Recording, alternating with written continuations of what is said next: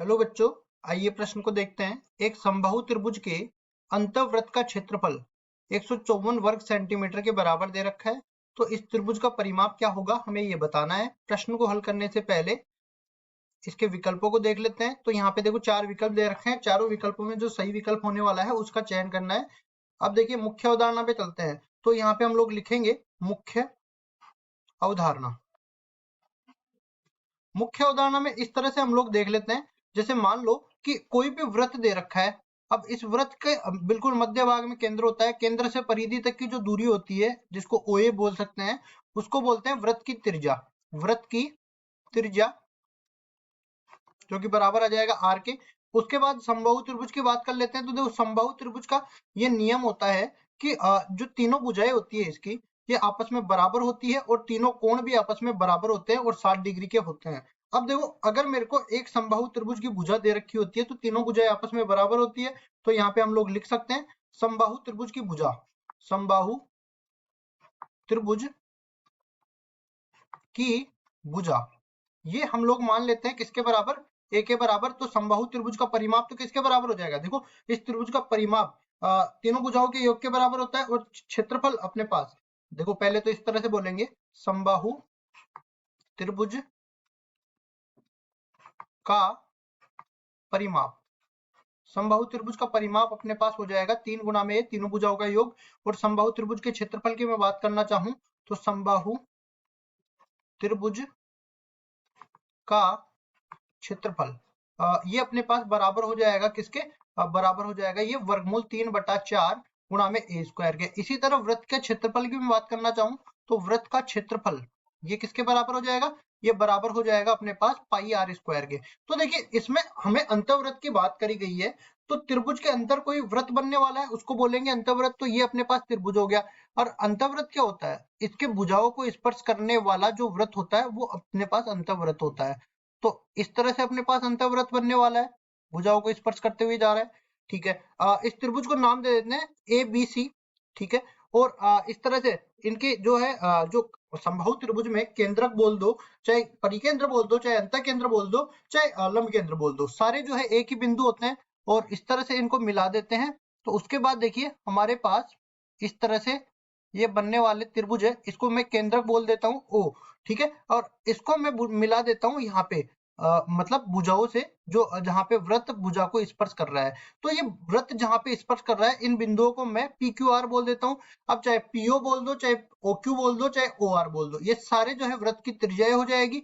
अब ये वृत्त की त्रिज्याएं हो गई तो इसके बाद में ये समझ लो कि त्रिभुज ABC का क्षेत्रफल अगर मैं निकालना चाहूं तो इस तरह से देखिए।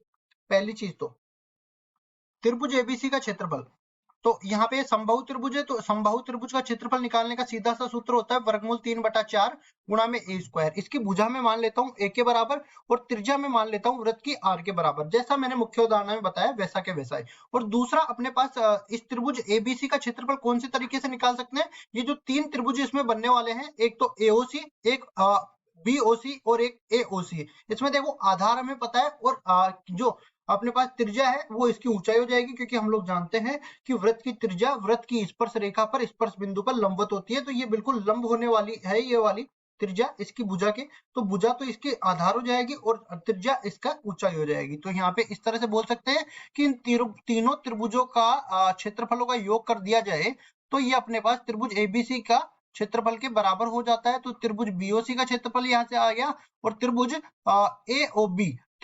AOB का क्षेत्रफल यहाँ से आ गया। तो कुल मिला के अपने पास एरिया ऑफ त्रिभुज ABC किसके बराबर आ जाएगा, ये बराबर आ जाएगा 1/2 गुणा में, यहाँ पे देखो R तो सब में आ जाएगा तो R सब में से उपनिष्ठ आ जाएगा। और उसके बाद देखो इसके आधार, इसका आधार, इसका आधार, तीनों का आधार आपस में जुड़ जाएगा जो कि भुजाओं के बराबर है। ये अपने पास AB plus BC plus CA के बराबर ये अपने पास हो जाएगा।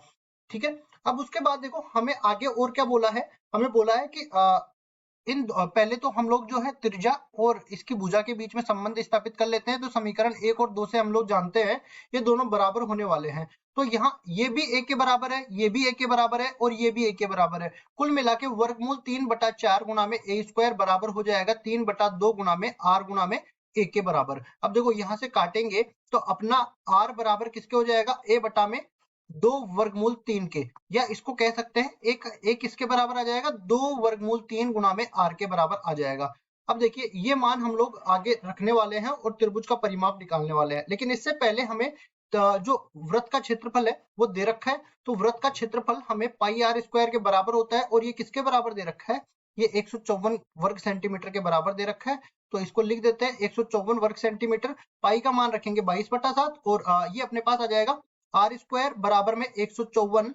ठीक है, तो आर स्क्वायर का मान किसके बराबर आ जाएगा, 154 गुणा में 7 बटा में 22, और ये कटेगा यहाँ से, तो ये 7 बार 22 7 154 होता है, कुल मिला के 49 के बराबर आ गया। इसको आगे सरल करते हैं तो आर का मान 7 सेंटीमीटर के बराबर आ जाएगा। अब देखो आर का मान अपने पास आ गया, तो यहाँ से हमारे पास ए का मान भी आ सकता है। ए का मान किसके बराबर आ जाएगा, क्योंकि हम लोग जानते हैं ए बराबर में 2 गुणा में वर्गमूल 3 गुणा आर होता है, आर बराबर में 7 सेंटीमीटर होता है, और ए बराबर किसके हो जाएगा, देखो 2 गुणा में वर्गमूल 3 गुणा में 7, तो ये अपने पास बन जाएगा 7 दूनी 14, 14 वर्गमूल में 3 सेंटीमीटर के बराबर। तो हमें जो त्रिभुज है उसका परिमाप चाहिए। तो त्रिभुज का परिमाप किसके बराबर आ जाएगा, ये बराबर आ जाएगा 3 गुणा में ए के, जो कि बराबर होगा 3 गुणा में 14 वर्गमूल 3 सेंटीमीटर के, तो 42 वर्गमूल 3 सेंटीमीटर के बराबर आ जाएगा।